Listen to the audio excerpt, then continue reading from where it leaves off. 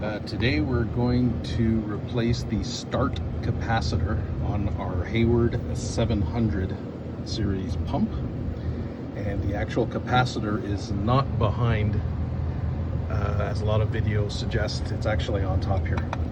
So all you do is release these 4 screws and you'll see the capacitor right under here. So we're just going to do a quick replacement.